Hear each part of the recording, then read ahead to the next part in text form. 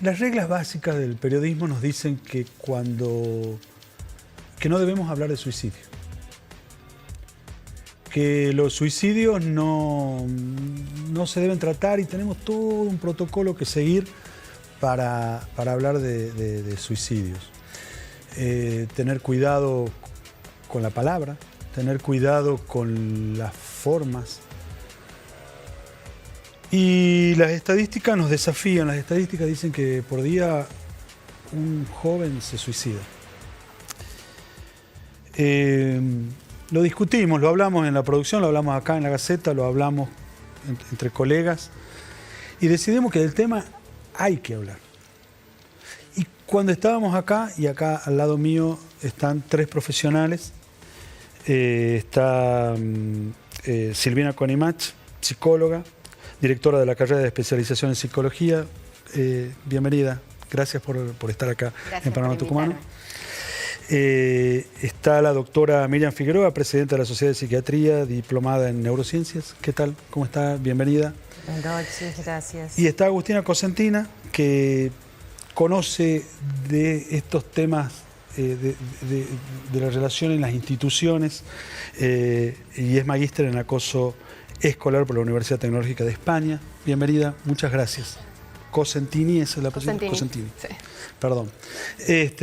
Y cuando estábamos ya en la previa, ustedes saben que a veces las previas de los bloques, a veces son más ricas. Deberíamos hacer el detrás de escena. La doctora Figueroa me dice, no hay que hablar de suicidio, hay que hablar de vida.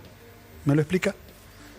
Bueno, hablábamos un poquito de esto de bullying, de cómo se puso en boga últimamente el maltrato. Sí, tal vez escolar, yo he hecho mal la etcétera. presentación.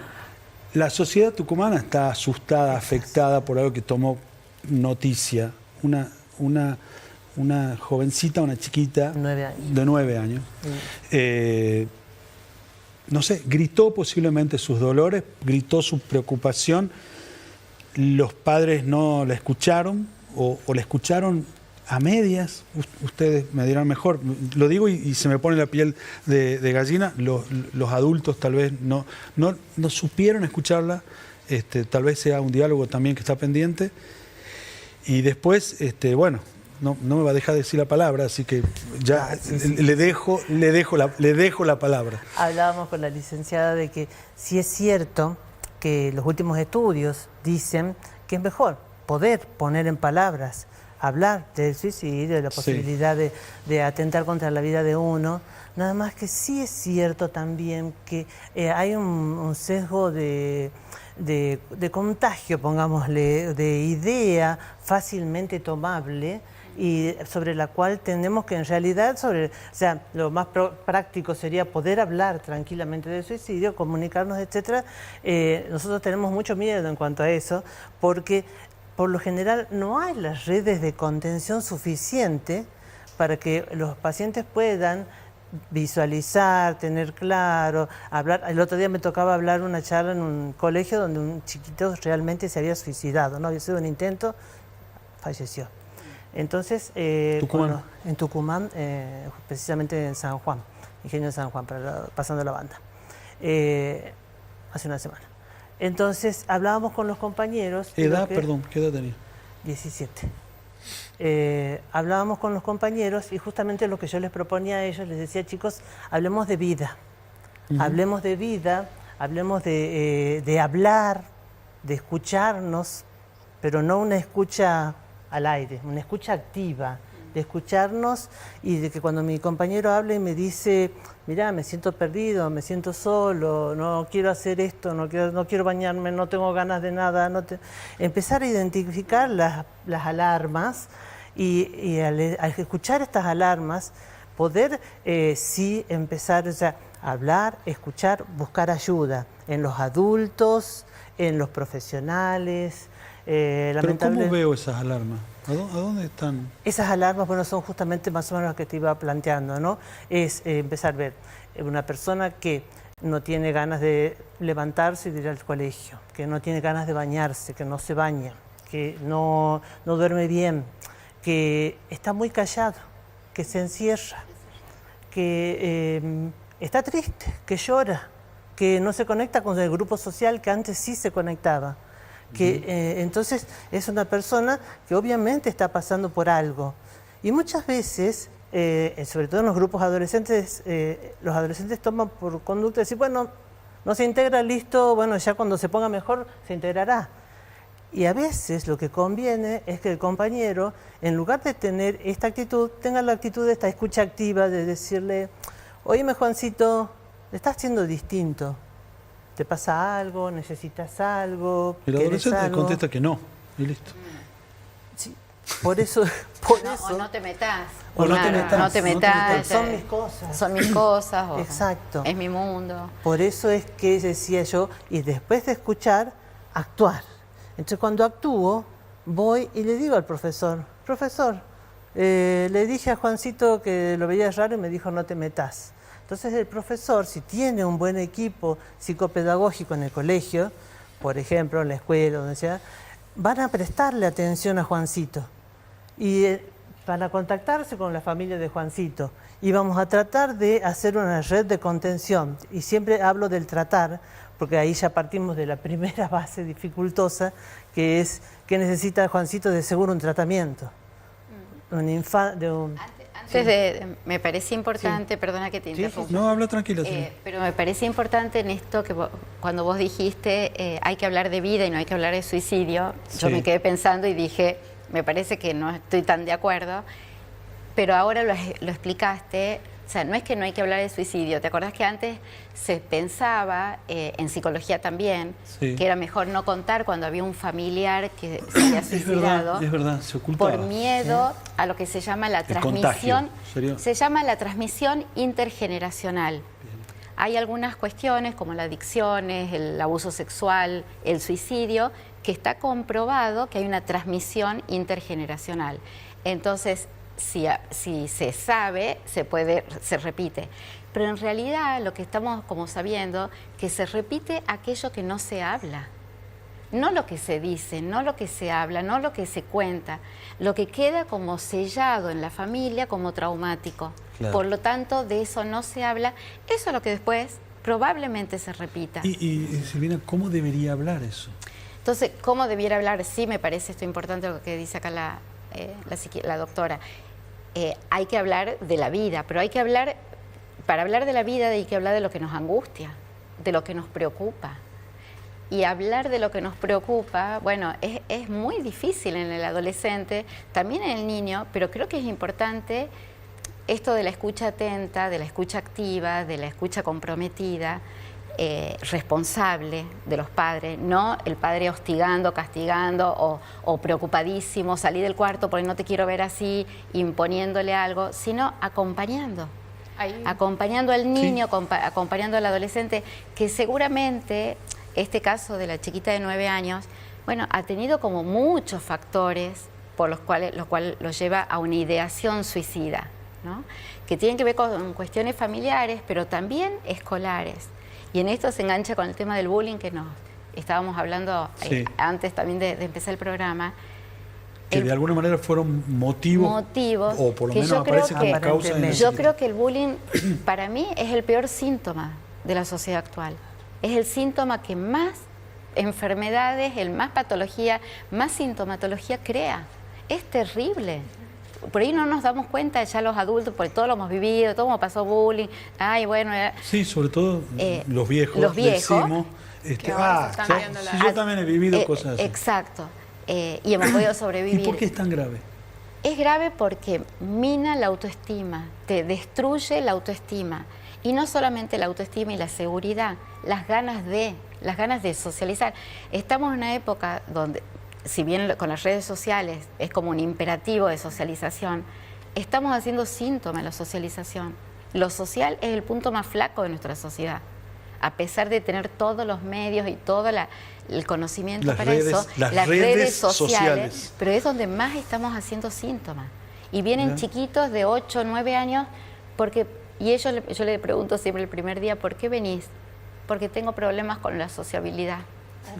Ya lo empiezan a decir. Porque los decimos los grandes. Claro. Los grandes seguro, lo nombran de esa manera. Claro. Pensando en esto de que agrego lo que dicen las chicas, Vamos. esto de la importancia de la escucha en los chicos, pero también de generar los espacios.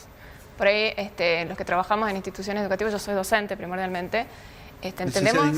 ¿Profesor de inglés? Licenciada en inglés y tutora también del secundario, Bien. pero he trabajado en los niveles. Entonces, esto como dicen las chicas, importantísimo ser un adulto de referencia para los chicos dentro de la institución y fuera, y a la vez entender que esto es una red, ¿sí? Una corresponsabilidad. No podemos poner toda la responsabilidad de escucha en las instituciones o en la casa, sino que se tiene que trabajar como una red en conjunto, justamente, y todas las señales de alarma acá que menciona la doctora son prácticamente los mismos en el acoso escolar. Entonces vos como papá, saber que si tu hijo no quiere ir al colegio, ¿sí? Que si ha bajado las notas significativamente, ya no se junta con los mismos chicos, y si estamos, viste, los chicos, un día estaba muy atento al celular y de pronto ya no lo tiene cerca, o sea, son todas señales de alarma, de acoso, que es importantísimo que los papás lo comenten en el colegio, porque otra cosa que tampoco, que es necesario que sepamos, es que el bullying es generalmente invisible a los adultos. Chicos Invisible a los adultos. A ver. En el sentido de que muchas veces los chicos o no saben que están siendo víctimas, Claro. o si son víctimas no quieren decirlo, o son víctimas y no saben cómo salir de ahí. Y no entienden que la única forma de que ellos salgan de ahí es con la ayuda de los adultos. Porque justamente Y de la palabra, y hablando. Exacto. Pero para eso estamos, supuestamente les digo yo, esta red de corresponsabilidad de entender que todos los adultos que estamos con Muchas esos veces chicos tenemos que ayudar. los chicos, tanto niños como adolescentes, tienen miedo que el adulto, por ahí le cuentan a los padres, pero le dicen, no vayas, No hagas nada. no vayas a la escuela a reclamar, por miedo a que siga peor, Exacto. a que se exacerbe esa violencia o ese Exacto. acoso, y a quedar ellos todavía como los tontos, como los débiles, que tiene que ir el papá o la mamá a arreglar las Sí, además cosas. faltan un montón de años todavía o para Y estar ahí en el sí. colegio. Ahí Exacto. también es importante entender que no solo que la víctima generalmente no va a pedir ayuda, el agresor sí, tampoco, sí. sino que los chicos alrededor, que llamamos los testigos, espectadores, tampoco lo van a hacer. Entonces se ¿Y convierte en entonces? una situación bastante problemática, ya que involucra a todo el grupo clase, porque todos saben qué está pasando y nadie o no saben cómo hacer para ayudar o no se animan. Porque ¿qué pasa con el bullying? El bullying va rotando. O sea, un día sí por supuesto vas a tener rol fijo por ahí en algunos grupos, víctimas, agresores y demás, pero muchas veces el alumno que se anima a hablar, de pronto se convierte en el foco de la agresión y va rotando. Entonces pasó de ser testigo, espectador, a ser víctima.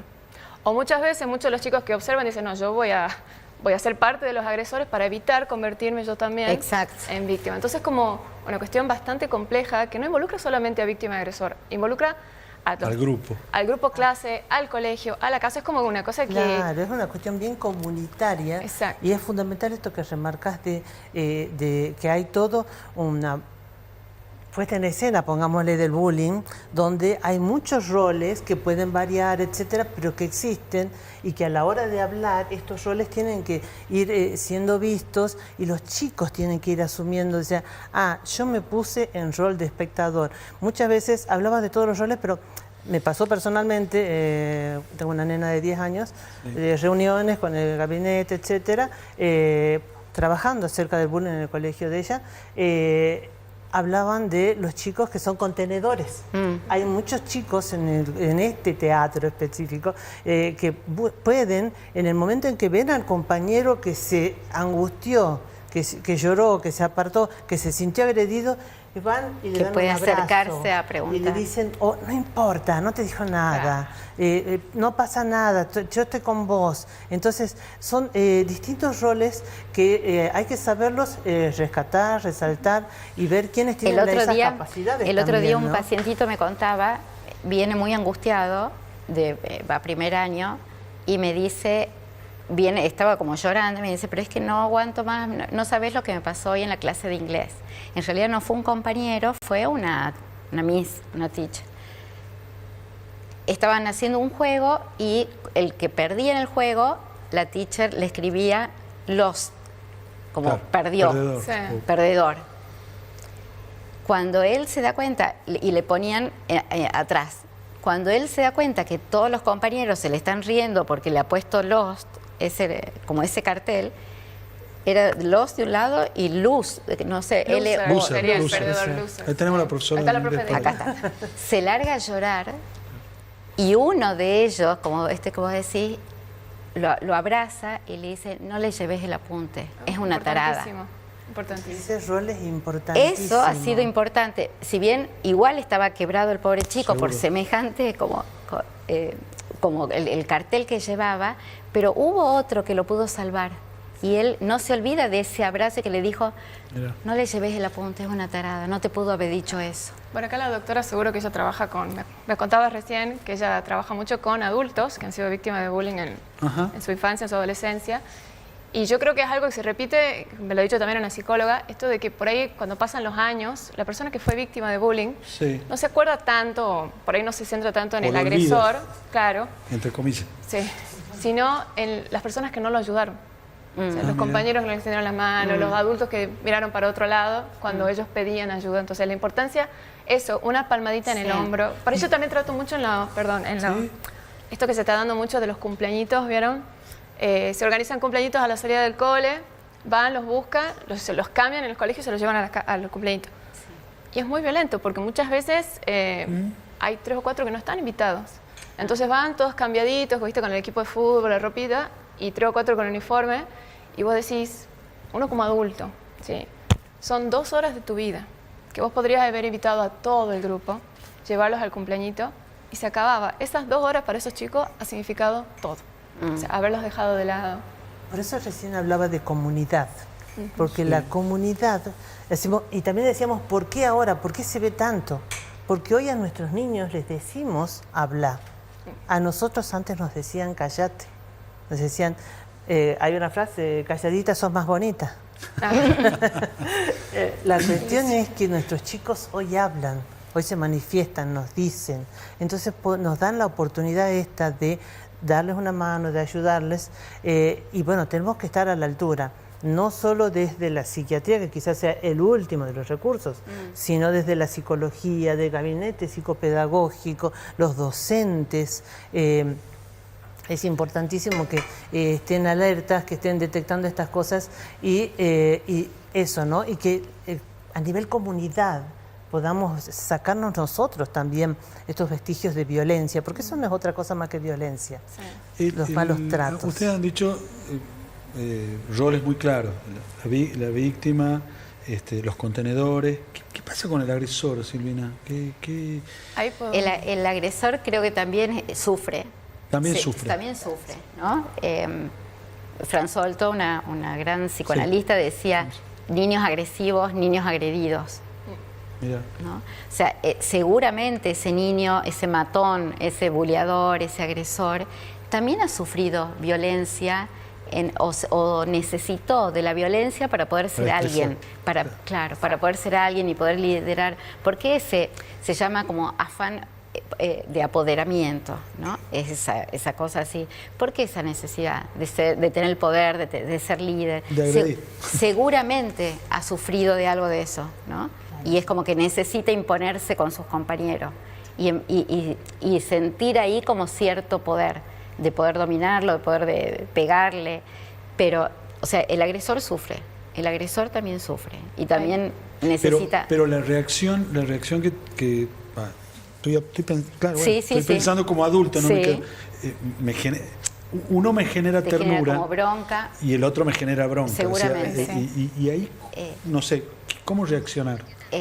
Nosotros trabajamos tanto con el agresor como con la víctima, poniendo palabras, o sea, algo de la empatía, algo de ponerse en el lugar del otro, o sea, poder empezar a trabajar, porque evidentemente el agresor tiene mucho como de esta cosa del yo, la cuestión del narcisismo, la cuestión de su seguridad está puesta en eso.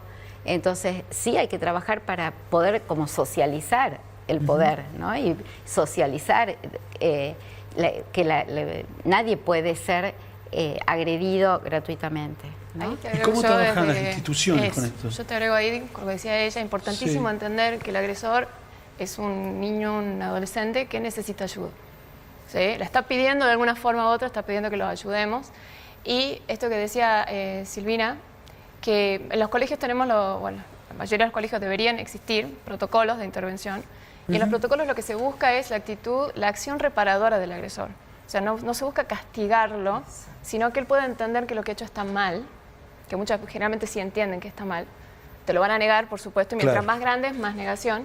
Más grande, más negación. Sí, los adolescentes, lo primero te van a decir, yo no fui, yo no hice nada, él me molesta, o muchas veces ellos como que reaccionan a lo que la otra persona le hace. Claro. Por ahí los niños son más espontáneos y cuando vos decís, mira, esto que has hecho no está bien, hacen un clic y sí, la verdad que es, y lo haces reflexionar, ¿viste? ¿Vos crees que tu amigo se sintió bien? No, no, la verdad que no. No es lo mismo con el adolescente en general. Correcto. Entonces, ¿qué se busca? Se busca que los chicos entiendan que lo que han hecho no está bien, que genera malestar en la otra persona y de qué manera ellos, dentro de sus posibilidades, pueden generar situaciones de reparación del daño. O sea, Más que la el institución castigo, debería buscar la reparación. siempre.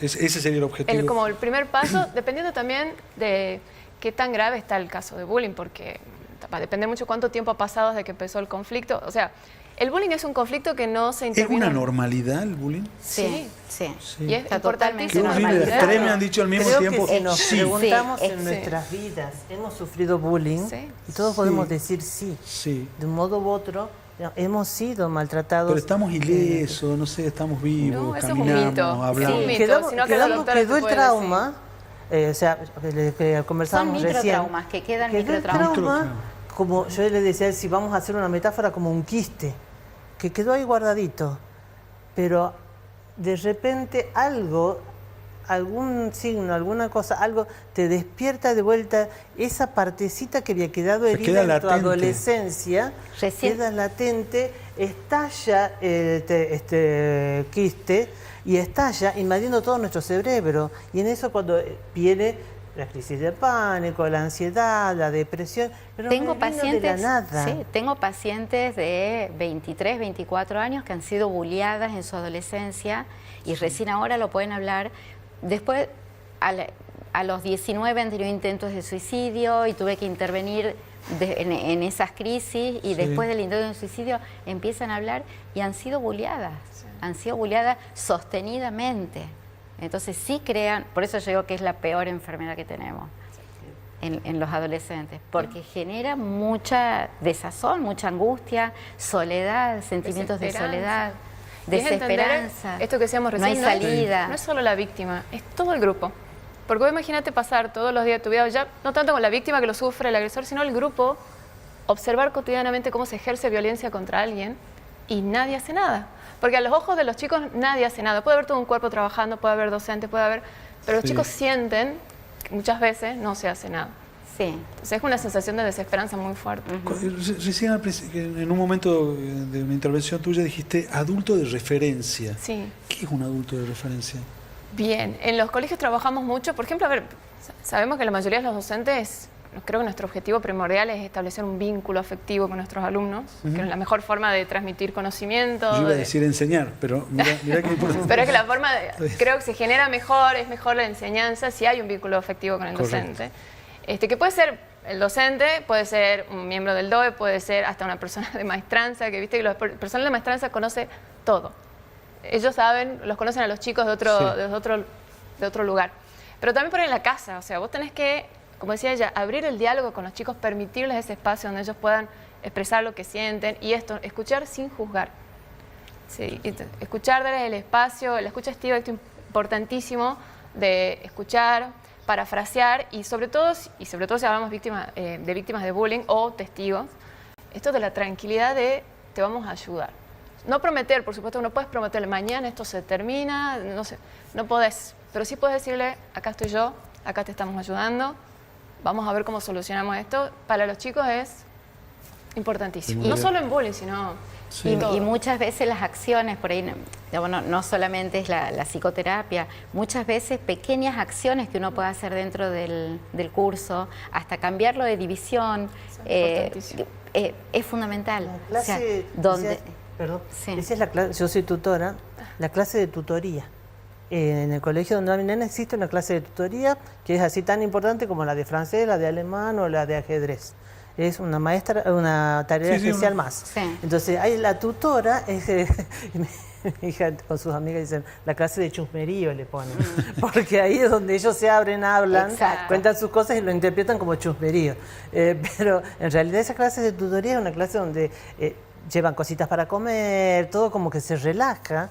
Otro espacio. El ambiente, el espacio, la tutora, y los chicos ahí pueden ir aprendiendo modos saludables de comunicación, Y si no, dinámicas, sí. potables, Claro. para salir ilesos de cualquier tipo de problema que pudiera llegar a suceder, más allá de que suceda El o no. preceptor, por ejemplo, también es una figura importantísima, el Mira. tutor, obviamente, la psicóloga del colegio, o sea, son personas referentes a las cuales por ahí capaz no se animan a hablar en público, pero sí de a uno y contarle. El preceptor es increíble, el contacto que tiene y la percepción que tiene del chico.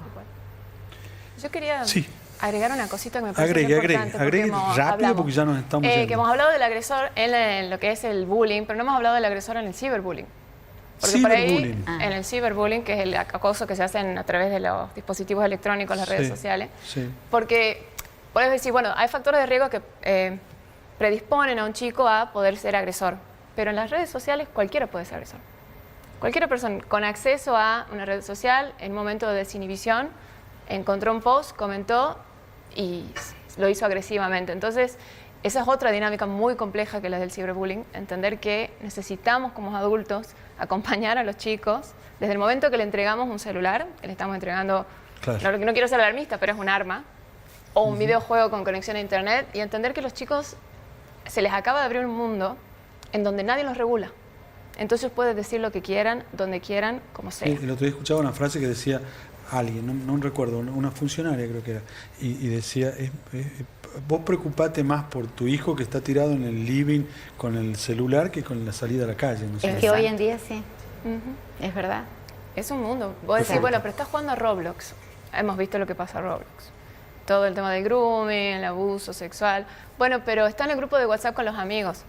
Una de las formas más comunes del ciberbullying es en el grupo de WhatsApp con los amigos. Es decir, o sea, necesitamos la presencia de los adultos, pero sobre todo los padres tienen que entender cuál es su rol en todo Sí, esto sí. y el acompañamiento. ¿Quién es la figura más importante o a quién nos debería estar escuchando esta conversación? La familia.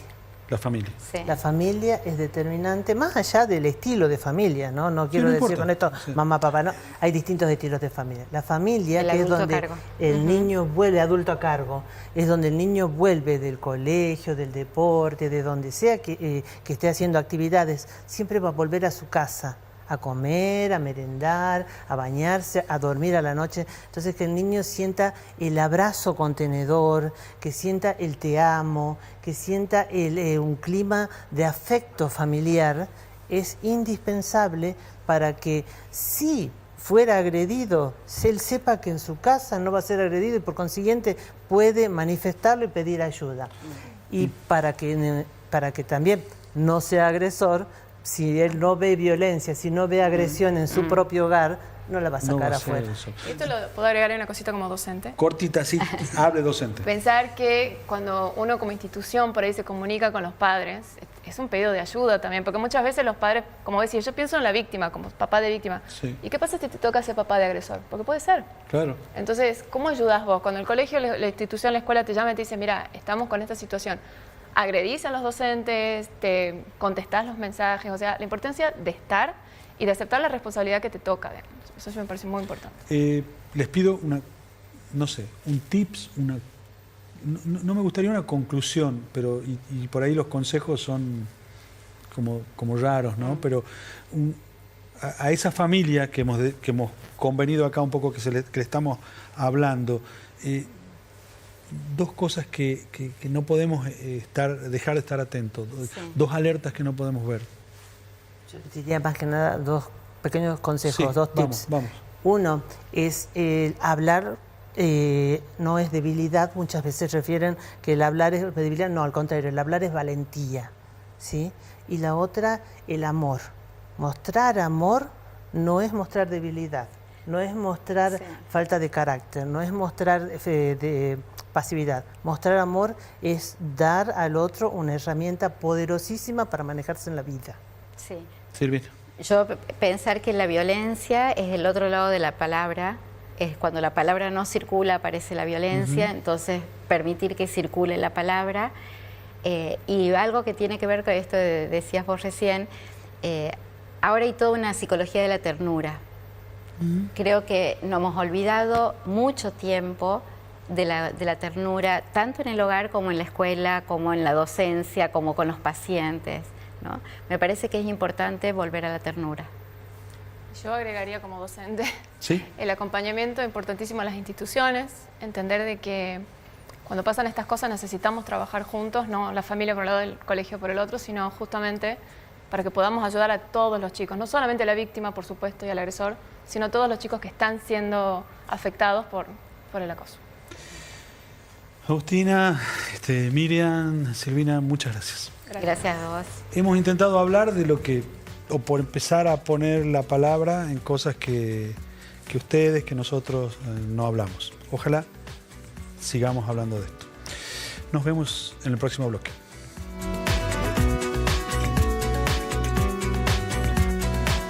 El 29 de noviembre de 1928 sale al aire por primera vez LB7 Radio Tucumán.